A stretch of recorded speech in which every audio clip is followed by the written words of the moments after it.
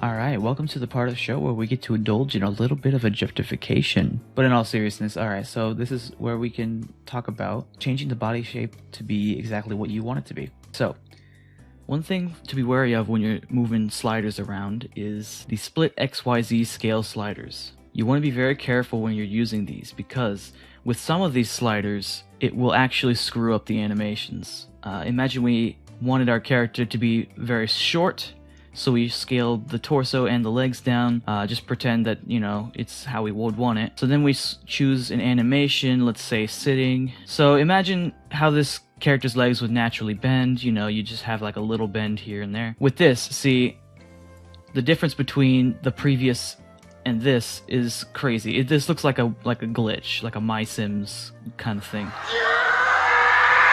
So be very careful with what you try to asymmetrically scale with the XYZ split scale. If you want shorter legs, you're gonna have to do some extra work to get there, which I'll get into later. I would say watch out for waist and leg scale, body scale, and arms scale, like this. What I would mostly pay attention to is the white text, but also the scales on very specific parts of the body should be okay. So imagine you wanted to change this. That wouldn't be a big issue. It would stay the same because all you're changing is the local scale of the upper thigh there. But if you're changing multiple body parts at once with one slider, that's where the issues come in. That's where you get, well, that's the waist. That's where you get stuff like this. You see how it works, where it's like it scales everything at once instead of just one part. Another thing, I want to tell you a little bit about some of the terminology that Koikatsu uses in the character maker. So whenever you see width, that's going to be your left and right values, your X value. Thickness, though, is going to change the front to back size. So that shows up everywhere. So you see thickness and width there. You see it here. Get used to those terms. Anyway, let's move on to actually customizing Misa. So let's just start working on this. Let's give Misa the proportions that I would want. Alright, so maybe hip width, maybe just a little bit more, not too much. And then we can take the upper body, possibly more shoulder width, upper torso width, lower torso width, not a whole lot. And really, I'm just messing around with the sliders, seeing what I enjoy. Good thing to do is angle here. I like to bring it up as much as possible before it starts distorting it. And then size here. So actually, here's a good trick that I've noticed, is that if you take the size, move it up to where it's too much, but then take the scale here and move it down, it gives it a different shape. There should be horizontal angle. That would be spacing, I think. Horizontal position, though, we can kind of bring it in a little, so we can actually maybe scale this up just a bit. So next what I want to do is mess with like leg proportions and things like that. So I'm going to take this and just mess with the scale itself, not the XYZ scale, but just the scale. And then what I want to do after that is take the different things and fix it back to where it was before. After I'm done with the height of the legs, I think that's where I want it. So we go back to hip width, we just give it the same one that we would want. Same with hip thickness. And this is all down to your preferences. Then we do leg widths. Let's do what we would want.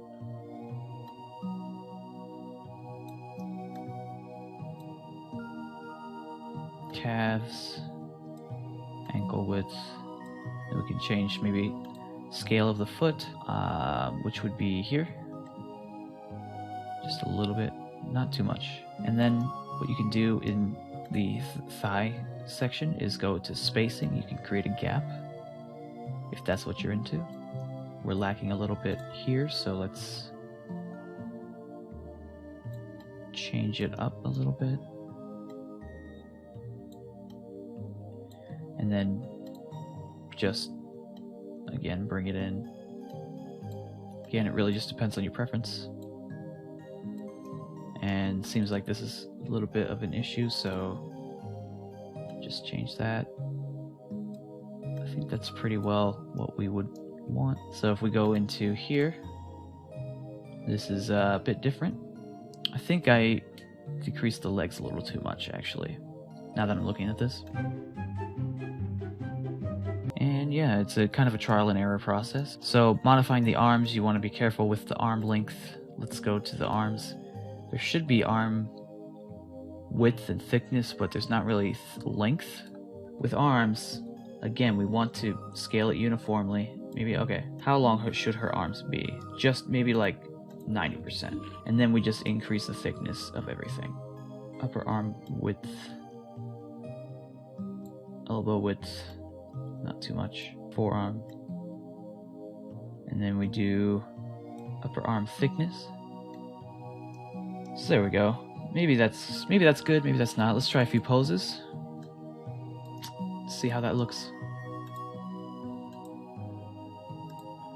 And obviously some poses the hand's not gonna reach, but I mean I'm okay with that. I don't know about you.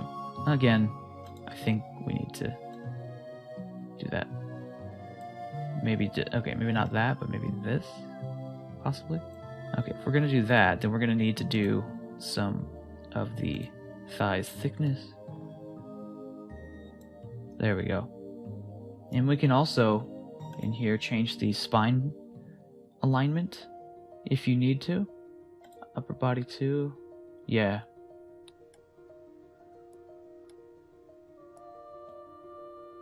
I'm good with this. Here's what I want to do. I want to make a character that is short. Very short. Okay, we're going to try to make her short. Because this is the default height, right? So let's do the best we can here. So okay, arms and legs need to be shorter. Torso needs to be smaller. So we can just take the body height and bring it down. Now, obviously, the closer you get to this, the closer you get to lolly territory. So use your own discretion when you're doing this. So here we go. You take the arms and scale them down, right? And then we just want to scale everything up to match a grown human's proportions. Okay, so let's just scale maybe shoulder width, shoulder thickness, thickness here, thickness here. And then we can do the hands separately as well. So then we do the widths, so upper arm width, elbow width, there we go. We can change the hands. Something like this, and then we just take the legs and do the same thing. We can actually go to the lower body section, increase the width here as we would want to. Let me take the waist width down. Their waist position, that would be probably here. I think this is it actually. Yeah, right here. So that will help with this. And then we just do this. That's much better, okay. And then we just take the thicknesses here.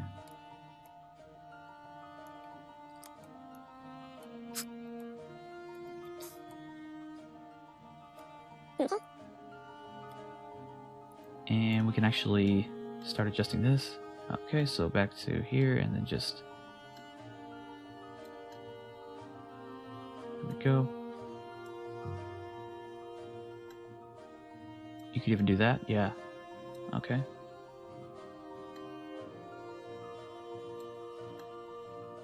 And maybe in the upper body do some of that as well. You know, just a little bit.